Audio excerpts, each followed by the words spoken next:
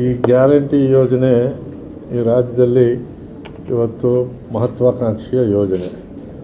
ನನ್ನ ಪ್ರಕಾರ ಜನತೆಗೆ ಆಗಿಂದಾಗ್ಗೆ ನಾವು ಆಗಿರೋ ಕೆಲಸಗಳನ್ನು ಹೇಳಬೇಕಾದದ್ದು ನಮ್ಮ ಧರ್ಮ. ಕರ್ನಾಟಕ ಭಾಗ್ಯಗಳ ರಾಜ ಸಿದ್ದರಾಮಯ್ಯ ಅನ್ನೋದಲ್ಲದೆ ಅನ್ನಭಾಗ್ಯದ ವಿಷಯದಲ್ಲಿ ಅವರು ಮಾಡಿದಂಥ ಕಾರ್ಯವನ್ನು ಹೊಗಳಿದವರು ಅಥವಾ ಸತ್ಯತೆಯನ್ನು ತಿಳಿಸಿದವರು. ಕೋವಿಡ್ ಸಮಯದಲ್ಲಿ ಅನ್ನಭಾಗ್ಯ ಇಲ್ಲದೇ ಇದ್ದರೆ ಸಾವು ನೋವು ಜಾಸ್ತಿ ಆಗ್ತಿತ್ತು ಅಂತ ಹೇಳಿದವರು ನಾವಲ್ಲ, ಧರ್ಮಸ್ಥಳದ ಧರ್ಮಾಧಿಕಾರಿಗಳು ಮಾತನ್ನು ಹೇಳಿರ್ತಕ್ಕಂಥದ್ದು. ಮೊದಲನೇದಾಗಿ ಶಕ್ತಿ ಯೋಜನೆಯನ್ನು 11/6/2023 ನಾವು ಪ್ರಾರಂಭ ಮಾಡಿದ್ವಿ.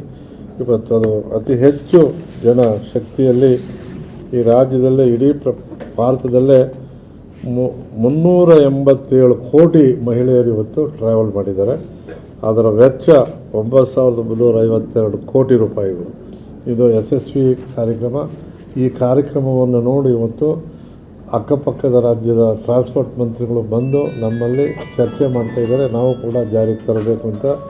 ಇವತ್ತು ಕೂಡ ಮಹಾರಾಷ್ಟ್ರದ ಟ್ರಾನ್ಸ್ಪೋರ್ಟ್ ಮಿನಿಸ್ಟ್ರು ನಮ್ಮ ಟ್ರಾನ್ಸ್ಪೋರ್ಟ್ ಮಿನಿಸ್ಟ್ರ್ ಜೊತೆ ರೆಡ್ಡಿಯವ್ರ ಜೊತೆಯಲ್ಲಿ ಔತಣಕೂಟದಲ್ಲಿ ಬೆಂಗಳೂರಿನಲ್ಲಿ ಇದ್ದಾರೆ ಅನ್ನೋದನ್ನು ಹೇಳ್ತಾ, ಕಾರವಾರದಲ್ಲಿ 7.87 ಕೋಟಿ ಜನ ಮಹಿಳೆಯರು ಓಡಾಡಿದ್ದಾರೆ. ಇದಕ್ಕೆ 220.73 ಕೋಟಿ ಈ ವ್ಯಾಪ್ತಿನಲ್ಲಿ ಹಣ ಖರ್ಚಾಗಿದೆ. ಅದೇ ರೀತಿ ಎರಡನೇ ಕಾರ್ಯಕ್ರಮ ಅನ್ನಭಾಗ್ಯ. ಅನ್ನಭಾಗ್ಯ ನಾವು 7 kg ಕೊಡ್ತಾಯಿದ್ವಿ ಹಿಂದಿನ ಸರ್ಕಾರ. ಆದರೆ BJಪಿಯವರು ಅದನ್ನು 5 ಮಾಡಿದರು. ಚುನಾವಣೆಗೆ ಮೊದಲು ನಾವು 10 kg ಕೊಡ್ತೀವಿ ಅಂತ ಹೇಳಿದ್ವಿ. 10 kg ಕೊಡೋವಂಥ ಸಂದರ್ಭದಲ್ಲಿ 5 kg ಅಕ್ಕಿ ಕೊಡ್ತಾಯಿದ್ವಿ. ಇನ್ನು 5 kgಗೆ ಕೇಂದ್ರ ಕೇಳಿದಾಗ ಕೊಡಲಿಲ್ಲ. ಅದಕ್ಕೆ 170 ರೂಪಾಯಿಯನ್ನು ನೇರವಾಗಿ ಅವರ ಅಕೌಂಟ್ಗಳು ದುಡ್ಡು ಹಾಕ್ತಾಯಿದ್ವಿ. ಇದು ಕೂಡ ಅನ್ನಭಾಗ್ಯವನ್ನು 10/7/2023 ಜಾರಿಗೆ ತಂದಿದ್ದೇವೆ. ಇವತ್ತಿಗೆ 59.56 ಕೋಟಿ ಇದರಲ್ಲಿ ಫಲಾನುಭವಿಗಳಿದ್ದಾರೆ.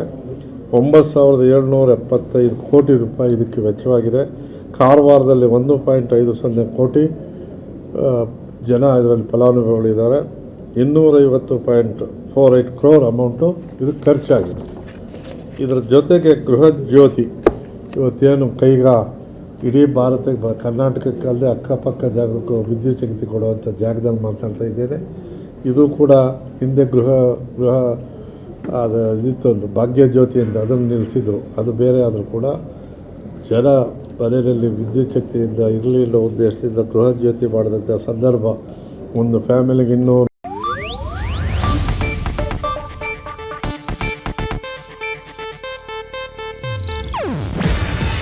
ಇದು ಏಷ್ಯಾನೆಟ್ ನ್ಯೂಸ್ ನೆಟ್ವರ್ಕ್ ಪ್ರಸ್ತುತಿ. ನೀವು ನೋಡ್ತಿದ್ದೀರಾ ಏಷ್ಯಾನೆಟ್ ಸುವರ್ಣ ನ್ಯೂಸ್.